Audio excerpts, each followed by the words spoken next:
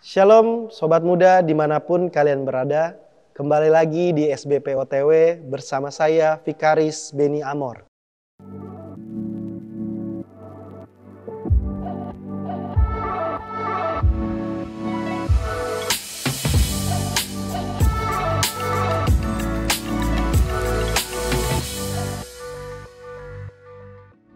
Sebelum kita mulai membaca dan merenungkan firman Tuhan, marilah kita berdoa.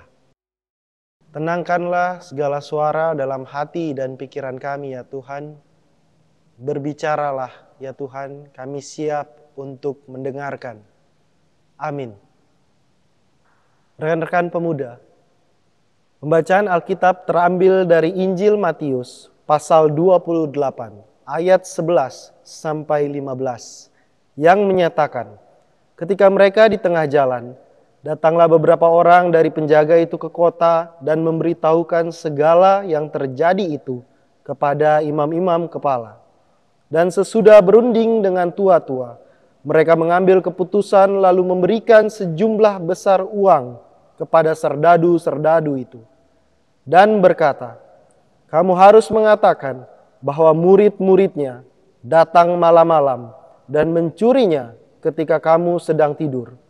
Dan apabila hal ini kedengaran oleh wali negeri, kami akan berbicara dengan dia, sehingga kamu tidak beroleh kesulitan apa-apa. Mereka menerima uang itu dan berbuat seperti yang dipesankan kepada mereka, dan cerita ini tersiar di antara orang Yahudi sampai sekarang ini. Demikianlah firman Tuhan. Yang berbahagia adalah mereka yang merenungkan dan melakukan firman Tuhan. Haleluya. Rekan-rekan gerakan pemuda, renungan pada hari ini berjudul Peganglah Ajaran yang Benar. Dengan ayat penekanan adalah pada ayat 13 yang berbunyi, kamu harus mengatakan bahwa murid-muridnya datang malam-malam dan mencurinya ketika kamu sedang tidur. Roma 8 ayat 31 berkata, sebab itu apakah yang akan kita katakan tentang semuanya itu? Jika Allah di pihak kita, siapakah yang akan melawan kita? Ayat ini merupakan nasihat Paulus kepada jemaat di Roma untuk selalu bersandar pada kuasa Allah dalam menghadapi banyak tantangan dalam persekutuan mereka. Akan selalu muncul pihak-pihak yang ingin melemahkan pertumbuhan gereja. Gereja diingatkan untuk hanya bersandar pada Allah agar dapat bertumbuh. Pengalaman seperti ini sudah dialami Tuhan Yesus ketika melaksanakan pelayanan di dunia. Para tokoh Yahudi merasa terancam ketika mendengar berita bahwa Tuhan Yesus bangkit dari kuburnya. Mereka lalu sepakat menyebarkan hoaks bahwa kubur kosong karena jenazah Tuhan Yesus dicuri oleh murid-muridnya. Hoaks ini tampaknya berhasil, karena banyak orang terhasut dan percaya dengan fitnah ini. Banyak orang yang menganggap kisah ini fakta, padahal hanya hoaks yang sengaja disebarkan oleh para tokoh Yahudi. Sobat muda, hasutan melawan kebenaran firman Tuhan sudah sering terjadi di dalam kehidupan kita pada masa sekarang ini. Berbagai cara dilakukan orang untuk melemahkan iman orang Kristen. Banyak media menampilkan konten yang bebas menghujat ajaran Kristen dan mencari-cari kesalahan Alkitab. Para penghasut berusaha untuk membuktikan teori bahwa firman Tuhan itu salah. Sudah banyak ajakan yang mendorong kaum muda untuk tidak lagi bersekutu di dalam gereja. Jika tidak waspada, kita bisa terperdaya dengan bujuk rayu untuk meninggalkan persekutuan di dalam Allah yang benar. Karena itu, jadikan firman Tuhan pedoman hidup. Jadilah pribadi yang berakar kuat pada kebenaran firman Tuhan. Sehingga kita tidak menjadi pribadi yang gampang diombang-ambingkan oleh pemikiran duniawi. Sobat muda, kita membaca tentang upaya imam-imam kepala menutupi kebenaran akan kebangkitan Yesus dengan uang. Uang memainkan peranan penting dalam kisah ini. Dalam ayat 12, uang yang digunakan imam-imam kepala tidaklah sedikit. Dalam bahasa Yunani digunakan kata ikana dari akar kata hikanos yang mempunyai arti jumlahnya sepadan. Artinya, jumlah uang yang diberikan untuk serdadu itu sepadan untuk menukar kebenaran dengan kebohongan. Dalam ayat 15 kita membaca bahwa para prajurit itu menerima uang itu dan melakukan perintah dari imam-imam kepala. Sobat muda yang dikasihi Tuhan, uang adalah benda mati. Ia tidak berpikir dan tidak bergerak. Berbeda dengan uang, manusia adalah makhluk hidup. Manusia bergerak dan berpikir. Jika ada orang yang mengatakan bahwa uang haram, maka yang haram di situ adalah bukan uang, tetapi cara manusia untuk mendapatkan uang. Ketika kita memiliki pekerjaan, kita bekerja untuk mendapatkan uang. Tapi jika dalam pekerjaan itu kita dipaksa untuk melakukan tindakan-tindakan yang tidak benar, yang tidak berkenan bagi Tuhan, maka kita sedang mengharamkan diri di hadapan Tuhan. Orang sering berkata, tanpa uang manusia tidak akan bisa hidup.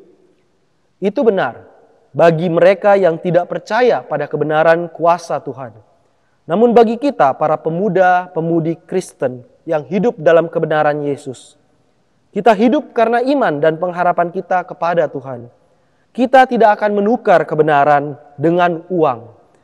Kekuatan yang ada pada kita, waktu yang ada pada kita, nafas hidup yang ada dalam tubuh kita, itu semua datang dari Tuhan.